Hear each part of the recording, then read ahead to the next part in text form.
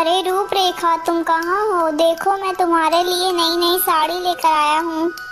लेकिन तुम तो कहीं दिख ही नहीं रही हो। कहाँ हो तुम?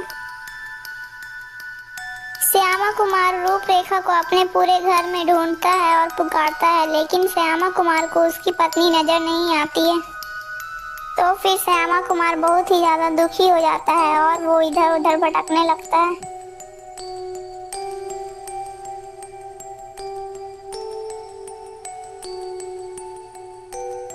आखिर तुम मेरे साथ विवाह क्यों नहीं कर सकती है? क्या रखा है उस आदमी में? मैं तुम्हें रानी बनाकर रखूंगा। तुम जो भी इच्छा रखोगी मैं उस इच्छा को पूरा करूंगा। नहीं महाराज, मैं आपसे विवाह नहीं कर सकती हूँ। मैं अपने पति को आपके लिए नहीं छोड़ सकती हूँ। मेरे पति कोई राजा से कम नहीं है। नहीं नहीं रूपरेखा, तुम्हें उसे छोड़ना ही पड़ेगा और तुम्हें मुझसे शादी करनी ही होगी। अगर तुम मेरी बात नहीं मानोगी तो मुझे तुम्हारे साथ जबरदस्ती शादी करनी पड़ेगी। हे ईश्वर, मैं इतनी इज्जत इस दुष्ट राजा से कैसे बचाऊं? मैं तुमसे आखिरी बार पूछ रहा हूँ, क्या तुम मुझसे विवाह करने के लिए तैयार हो या फिर नहीं? महाराज, मैं आपसे विवाह करने के लिए तैयार हूँ, लेकिन मेरी एक शर्त है। बोलो रूपरेखा, तुम्हारी क्या शर्त है? मैं तुम्हारी प्रत्येक शर्त को मानने के लिए तैयार हूँ। नहीं महाराज, मैं अपनी शर्त आपको ऐसे नहीं बताऊंगी। पहले आप मुझे वचन दीजिए कि जो भी शर्त मैं मांगूंगी वो आप मंजूर करेंगे। ठीक है रूपरेखा, मैं तुम्हें वचन देता हूँ, मैं तुम्हारी हर एक शर्त को मानने के लिए तैयार हूँ। तो सुनिए महाराज, मैं आपसे विवाह तो करूंगी, लेकिन अभी नहीं, 6 महीने के बाद। आप मुझे 6 महीने की मोहलत दीजिए। तब तक मैं अपना जीवन मैं अपने हिसाब से जीना चाहती हूँ। फिर रूपरेखा उसी महल में रहने लगती है और इधर श्यामा कुमार भटकते भटकते उसी राज्य में पहुंच जाता है। हाय रूपरेखा, तुम मुझे छोड़कर कहाँ चली गई? तुम वापस मेरे पास आ जाओ रूपरेखा, मैं तुम्हारे बिना अब नहीं जी सकता रूपरेखा। अरे ये आवाज तो मेरे पति की लग रही है। अरे ये तो मेरे पति ही हैं। अरे सुनो दासी, तुम इस पागल को मेरे पास ले आओ। अरे भाई सुनो, तुम्हें महारानी जी बुला रही हैं, चलो उनके पास। दासी, अब तुम जा सकती हो। अजी, आपने ये अपना क्या हाल बना लिया है?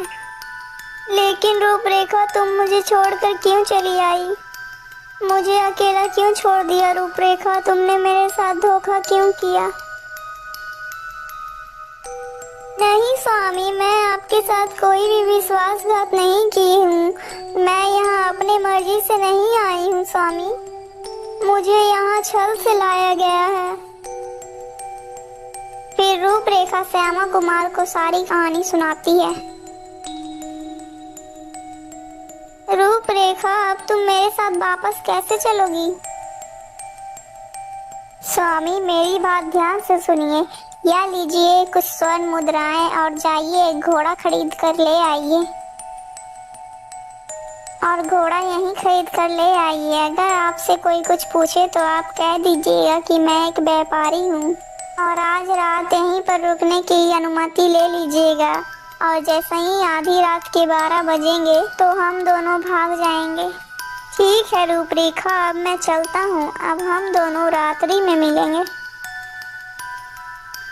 फिर श्यामा कुमार बाजार की ओर चढ़ लेता है। अरे भाई, ये घोड़ा कितने रुपए का है? अरे भाई, ये घोड़ा 200 रुपए का है। ले जाइए भाई, यह घोड़ा बहुत ही अच्छा है। इसके जैसा घोड़ा आपको कहीं भी नहीं मिलेगा। ले जाइए भाई।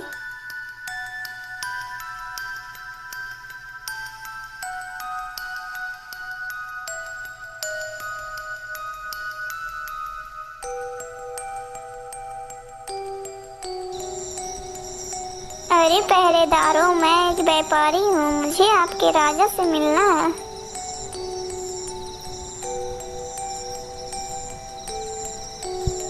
कौन हो तुम और मुझसे क्यों मिलना चाहते थे? महाराज, मैं एक व्यापारी हूँ। मैं आज रात आपके राजमहल में रुकने की अनुमति मांगने आया था।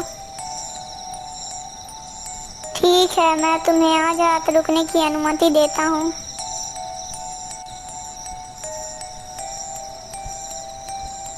जैसे ही आधी रात होती है तो श्यामा कुमार बिस्तर पर लेटकर सो जाता है। तभी दो चोर आकर राजा के दरबार से वो घोड़ा चुरा कर लेकर चले जाते हैं और उस घोड़े को राजा के महल के पीछे रखते हैं। एक चोर घोड़े पर बैठा रहता है और दूसरा चोर महल में चोरी करने के लिए घुस जाता है और उधर रूपरेखा श्यामा कुमार के साथ भागने की पूरी तैयारी कर रही थी। अरे, मुझे लगता है कि मेरे स्वामी नीचे घोड़े पर बैठकर मेरी प्रतीक्षा कर रहे हैं। चलो, मैं जल्दी से उस घोड़े पर बैठ जाती हूँ।